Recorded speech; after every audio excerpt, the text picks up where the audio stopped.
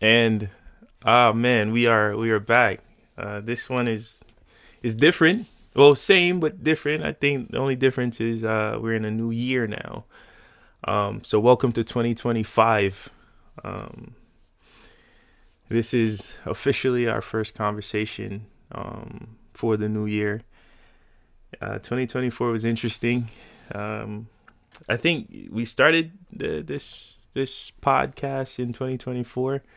Um, so um, 2024 was giving to us. It gave us this. Um, I'm appreciative of that. I'm appreciative of what we've accomplished together to this point. I'm excited about 2025 and what that could possibly look like. Um, I'm excited about what it could look like for you in your creative journey, and hopefully that whatever we did in 2024 um, was it sparked your creativity, and 2025 is where you see everything come to life. I've been telling everybody I want everything in abundance for 2025 for you, so including your creativity, right? I mean, this is what this is all about.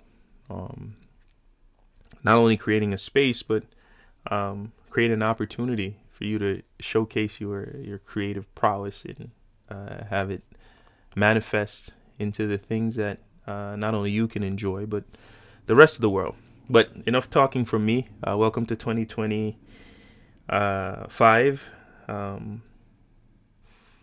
I almost forgot how we normally start this, but we usually start with an exercise in mindfulness. And I want to continue that tradition. 10 seconds, focus on your breath, starting now.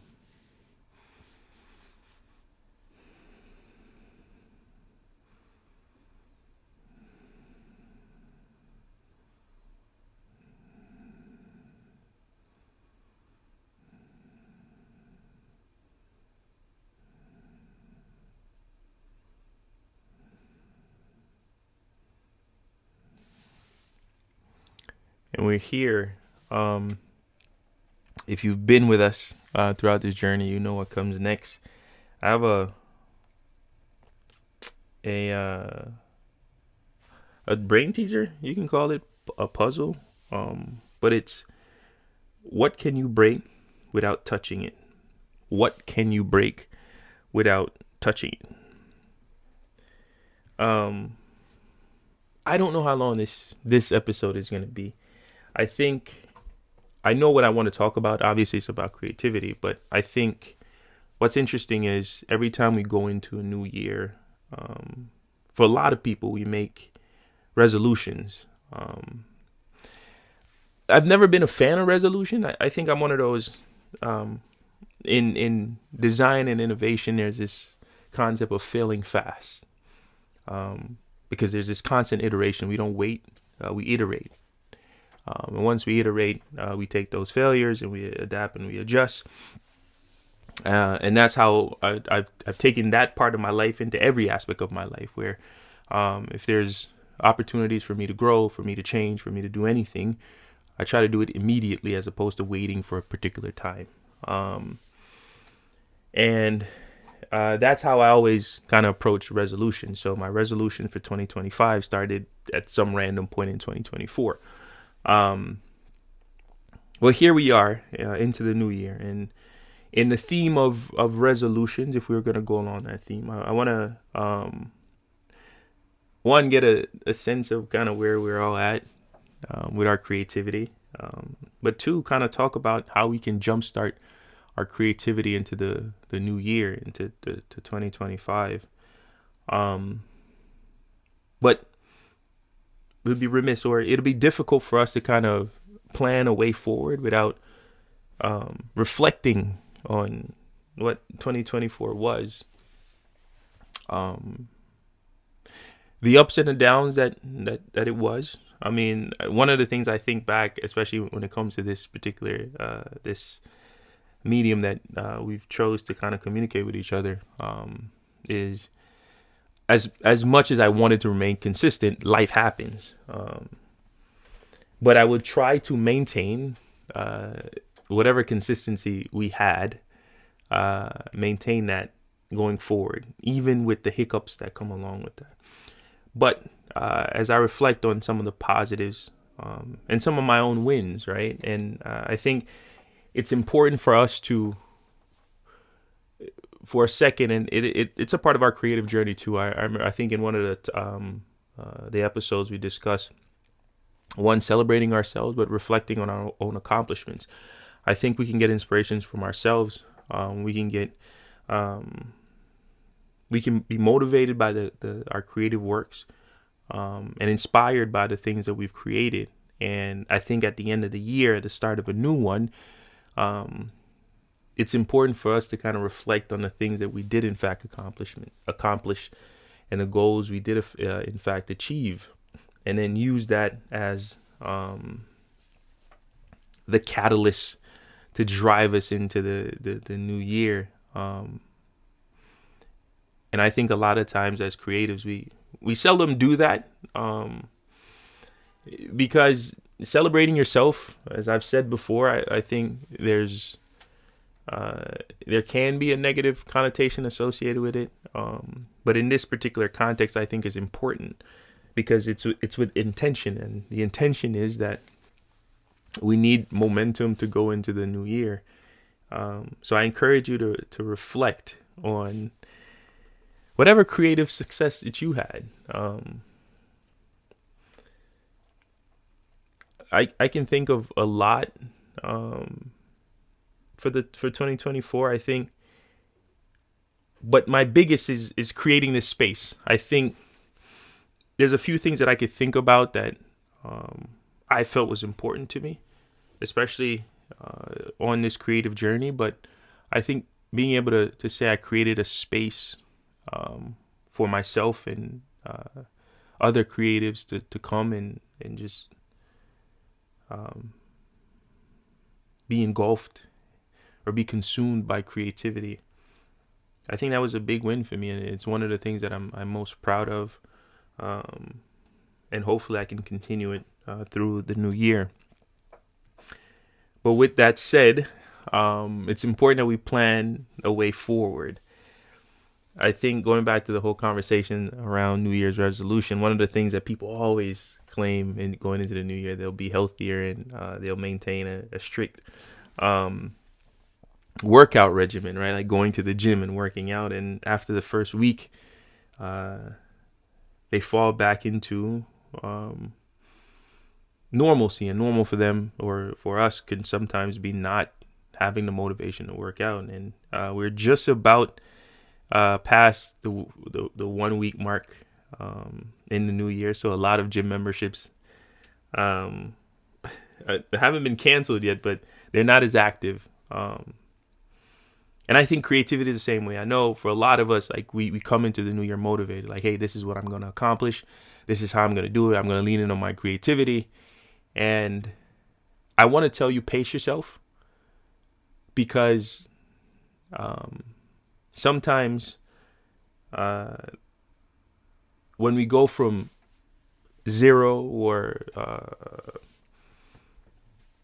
an inactive creative output, I think we want to go really fast, really quickly, or immediately. And that'll lead you to burnout before you even start. I think it's important that we pace ourselves and understand that, hey, what are the things that I want to accomplish?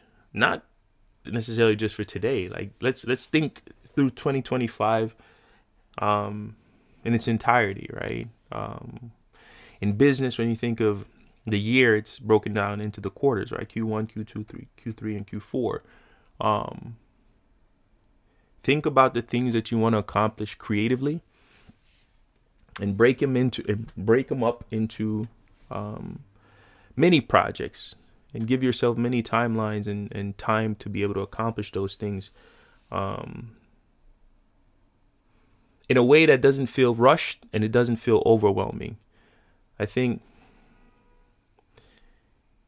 when we lean into our creativity, um, I think it has to be a gradual pressure, right? It goes from a trickle to a pour, um, then to a rush, and it gradually increases until it gets to the point where um,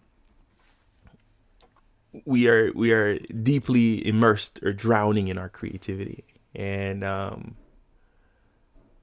once we start to pace ourselves, we'll know when to turn it up a notch and when to turn it down. And but as much as it's about turning on your creativity and pacing yourself, it's also about creating the space for creativity. And we talked about this in numerous occasions. And I think that's one of the themes for my 2025. One of the themes for my new year, going into the new year, is being intentional about creating creative spaces for myself.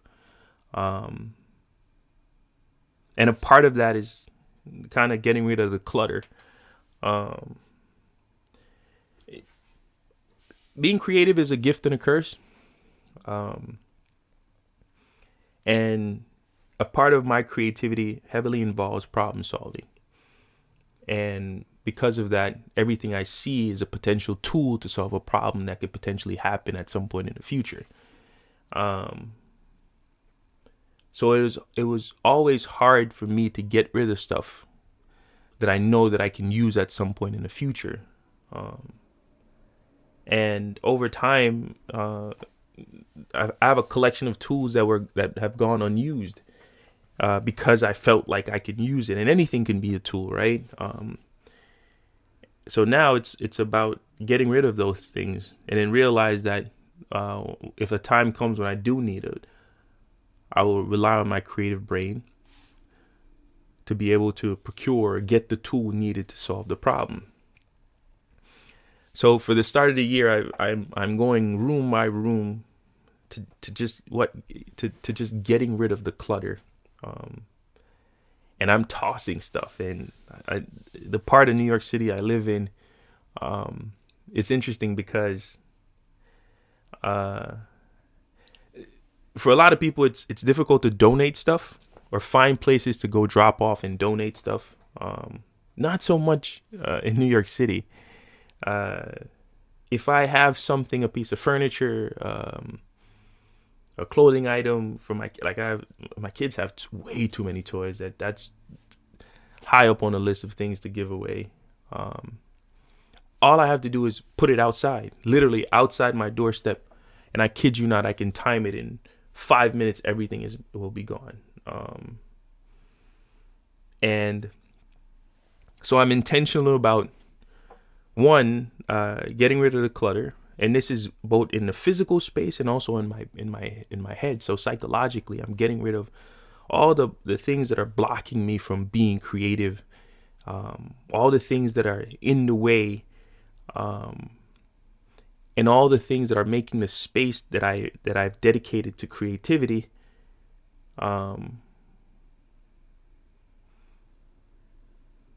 creating a way to clear it out so I can see clearly. I have the ability to problem solve. I have the ability to just brainstorm in a space that is not convoluted or is not overwhelming. And like I said, I'm going room by room. Right now, if I'm honest, I'm working on my living room area. And the nursery, and I'm getting rid of everything. And like I said, at the same time, psychologically, I'm decluttering as well. But something else is happening as I'm moving these things out. My mind is naturally now transforming the space into a more creative space. And a creative space for me has always been a place that inspires, a place I know that that I can get inspiration from. And it can be simple as just the color black, because I've said it before. I get a lot of my inspiration from the color black, or some might argue it's not a color, the hue, whatever it is. I get a lot of inspiration from it. And I cannot completely black out the place I live, my house. I've done it to my office, but I cannot do my entire home like that. So there's a lot of black accents throughout my home, and it's intentional. But on top of just the color black, I'm finding creative decors and artistic works and things that I find interesting. And for a lot of people, it might seem like uber creative. Like for my oldest daughter, she jokingly said that I'm in my artsy fartsy era because of the couches that I ordered. According to her, they don't seem practical and they don't seem comfortable. But the design that went into it, I'm fascinated by. Conceptually, to bring an idea and then mesh these two ideas and then make it functional in the form of a couch, I think it was a work of art. And I want to be inspired in spaces that I least expected, right? Like in my living room. So I ordered these particular furniture, and she was like, I don't think they're comfortable. And I think she's saying that because my kids love to jump on furniture, like especially the couches that we have now. It's like a trampoline for them. This next one, I don't think they'll have the luxury of being able to do that. So she's not a fan of it. And then even the works of art, like pieces of art that I'm trying to collect. I have paintings, but I'm looking into sculptures, especially the ones that speak to me, the ones that resonate with me. I'm trying to load up, and I'm saying that loosely because I still think I'm a minimalist, and I like open design. So it's not going to be a lot, but the pieces are going to be extremely inspirational and sources of creativity. So I'm working on that, and even those things, like I'm a fan of Kaz, and I was looking at one of his dissected pieces, and my oldest, again, she was like, what are you doing? Like, who are you? And oddly enough, my kids are like the most creative beings that I know, all of them. And to watch them create things, and I want to say that they get it from me, but it depends on who you ask. But I appreciate how they've embraced their creativity and how their creativity manifests. But yeah, it's about creating spaces for being intentional about creating spaces for your creativity. So as you're clearing spaces, also think about how can you put things in the space to be able to help enhance your creativity while you're in there. It's interesting because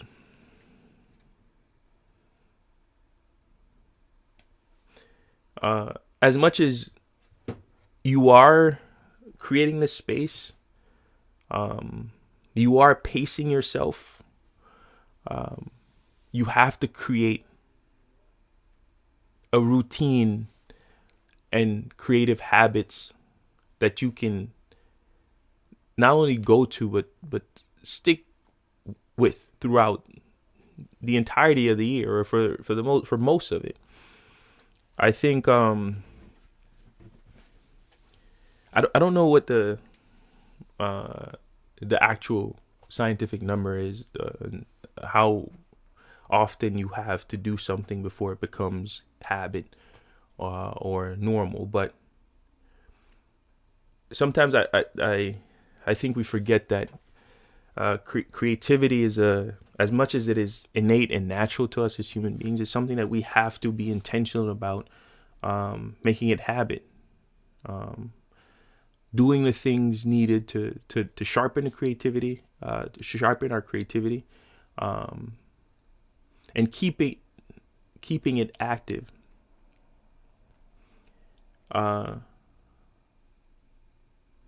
So it's about dedicating the time needed and allowing yourself that time, and allowing yourself grace to be okay when, even with that time, you were not necessarily in the mood.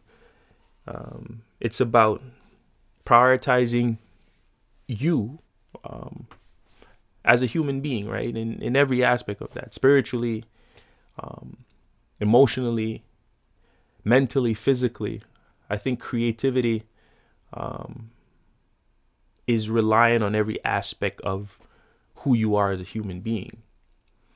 And it's not about sacrificing one for the other. It's understanding that each area of your life that come together to make up who you are influences your creativity. And if you want to allow yourself to be creative, especially as you're coming into the new year, it's a part of allowing those individual aspects time to heal, to develop, time to appreciate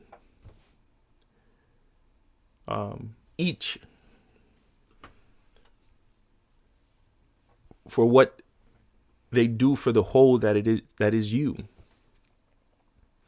And as you continue to prepare yourself to embrace creativity, it'll allow you to now see the same thing happening with the people around you. And as you're creating spaces, you're going to share spaces with other creative individuals. And that's a huge part of going into the new year to help jumpstart and spark your creativity, is being around other creative minds, other creative beings, and other people who are actively in pursuit of their creativity. And I think if you allow yourself to be creative, you create a space for creativity, and you share that space with other creative human beings, I think you have put together an environment that is conducive for the most creative year you're going to have. I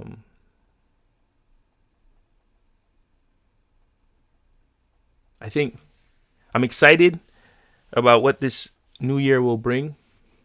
I'm excited about this creative journey. I'm excited about taking creative chances. I hope you are too. I think one challenge I have for you is think about the thing that you were scared to try in 2024. The thing that you thought would be your most challenging creative obstacle. And I want you to challenge yourself to pursue that and see it through for 2025. We can all make excuses, and we can all find reasons to quit and not finish or complete these creative tasks. But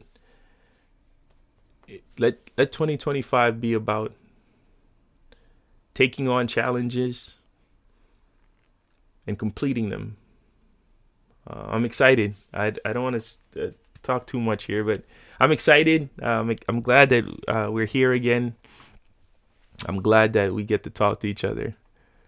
I'm excited about the 2025. So let's keep this going. As always, we're gonna end how we started, and the brain teaser was, what can you break without touching it? What can you break without touching it? And that's a promise. As always, it's my pleasure, and I'll leave you. I always leave you. Go be great.